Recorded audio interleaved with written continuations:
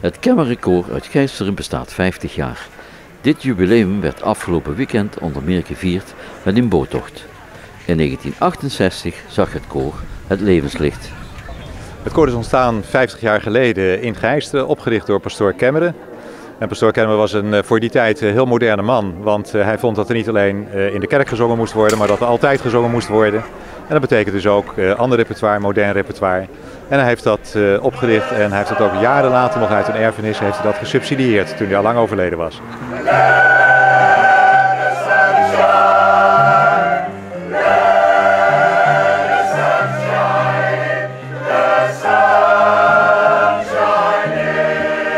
Voor Maria Gommans is het een heel speciaal jaar. Zij is al vanaf de eerste dag lid van het Kemmerenkoor. Het koor is gewoon geweldig, prachtig. Van begin af aan eigenlijk.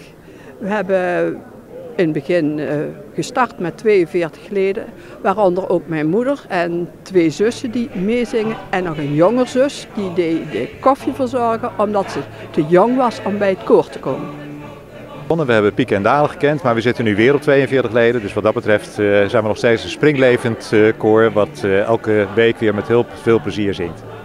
Wij zingen zowel klassiek als modern. We zingen ook vaker in de kerk. Dat vond de pastoor van Kemmeren zo fijn als het koor ook in de kerk zou kunnen optreden. Maar ook de moderne muziek, zoals een operette, een opera. We zijn ook heerlijk een keer met het koor naar Echternacht geweest, een 2-daagse reis. Schitterend, schitterend.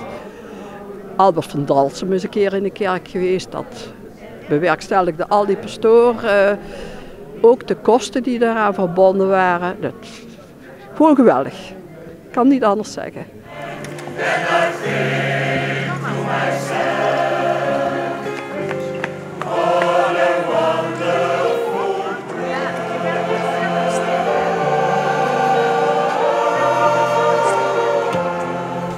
En bij 50 jaar Kemmerenkoor hoort natuurlijk ook 50 jaar aan herinneringen.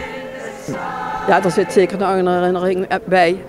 Onze eerste dirigenten moest ik altijd mee lachen als die begon met dirigeren. Dan moest je zwaaien en dan moest hij zus doen en zo. En dan vlogen die haren naar alle kanten en zijn hemd uit de broek.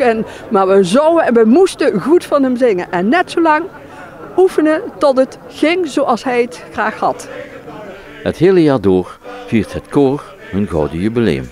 We zijn begonnen met 2 keer de mis van Haydn te zingen, de kleine orgelmessen in Gijsteren en in Venray. Dat hebben we in het voorjaar gedaan. Nu hebben we een boottocht waarbij we met het hele koor op stap zijn.